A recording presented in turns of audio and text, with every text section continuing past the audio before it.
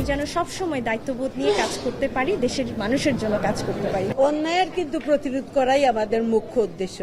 এইটা যদি করতে না পারি, যে পর্যায়ে আমি এসেছি এই পর্যায়ে আসার কোনো যৌক্তিকতা নাই। নতুন বাংলাদেশকে সেই আঙ্গিকেই দেখতে চাই, যে বাংলাদেশটা একটা মানবিক বাংলাদেশ, যেই বাংলাদেশে আর গুমখুন হবে না, মায়েদেরকে অপেক্ষা করে থাকতে হবে না তার সন্তানদের জন্য।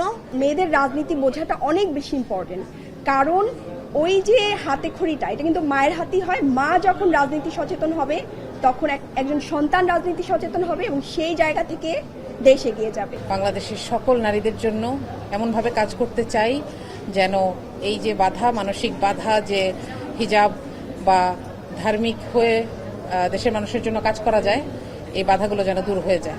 নারী হলো একটা সমাজ গঠনের মূল ভিত্তি।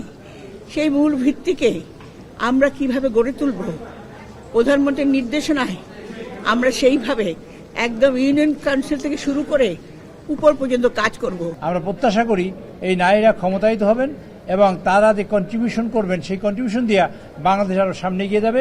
মাননীয় প্রধানমন্ত্রী জনাব তারেক রহমান সাহেবের নেতৃত্বে যে অবিচল আস্থা তারা রেখেছেন, অনেকেই আমাদের যারা দলীয় সংসদ সদস্য আছে তাদের মাধ্যমে সমগ্র বাংলাদেশের নারীদের ক্ষমতায়ন করার জন্য আমরা যে কাজ করছি সেই কাজকে তারা আরও বেগবান করবে।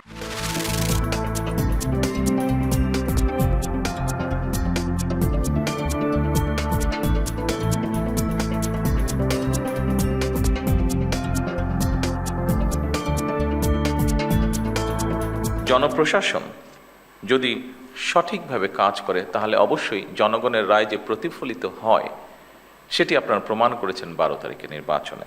দেশের যে কোনো স্থানেই যে কোনো সময় জনপ্রশাসনের যে কোনো পদে দায়িত্ব পালনের জন্য নিজেদেরকে দয়া করে মানসিকভাবে প্রস্তুত করে রাখুন।